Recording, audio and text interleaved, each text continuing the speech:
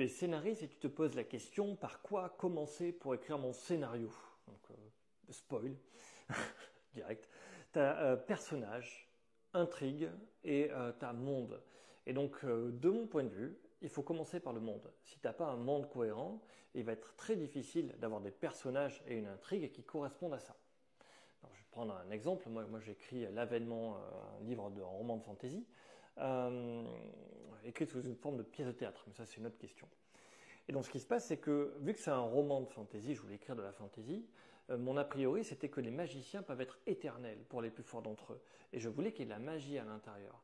Mais en même temps, je voulais solutionner, et je trouvais ça très intéressant en termes d'intrigue, qui est cette interaction entre notre monde moderne et le monde de la magie, ou qui en est complètement dénué aujourd'hui. Je ne sais pas si on regarde, mais à quel moment les gens vont prier à Athéna ou des divinités antiques que moi j'adore en termes d'histoire. Donc je me dis, bon, on va mettre des divinités de la culture antique dans mon univers qui vont revenir ou être présents et se révéler.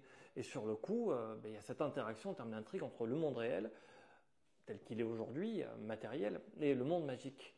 De suite, c'est assez facile. Et après, je peux créer mes personnages qui sont encore plus simples à créer, qui en découlent. J'aimerais raconter justement cette histoire de dualité.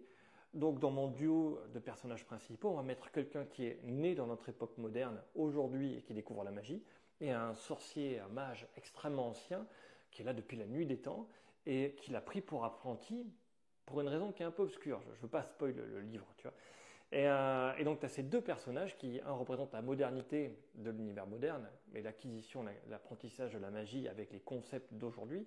Et de l'autre côté, quelqu'un qui est vraiment poussiéreux, genre époque romaine, tu vois. Genre début, il y a 2 millénaires, quoi. Et donc, comment est-ce que ça va s'équilibrer? Sachant qu'après, il y a plein d'autres personnes qui peuvent interagir avec des points de vue différents en termes de comment est-ce que se positionne la magie dans le monde. Ces deux-là vont avoir le même point de vue avec un écart générationnel très très important, mais d'autres personnes ont des points de vue très différents. Donc tu vois, mon monde va conditionner l'intrigue, qui va conditionner mes personnages, qui me permettront d'être au service de l'intrigue et au service de l'intégration de la magie, dans mon cas, dans cet univers-là. Donc la magie va bousculer le monde classique. Qu'est-ce qui se passe? Qui c'est qui raconte l'histoire? Enfin, qui c'est qui vit l'histoire? Voilà, c'était mon meilleur conseil que j'ai à te donner. Commence par avoir une idée précise du monde. Ah, un détail. Je te montre.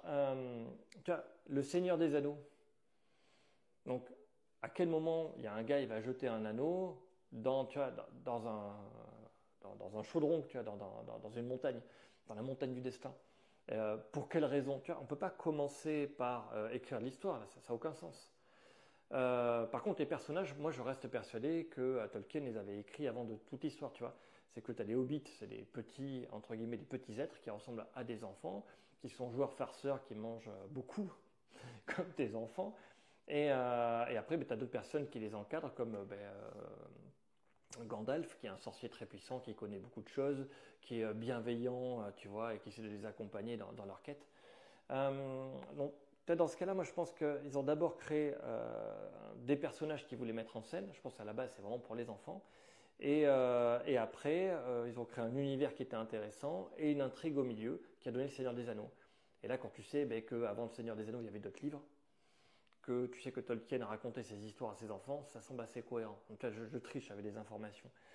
Et ouais, mais bon, je m'arrête là. Ton univers en premier.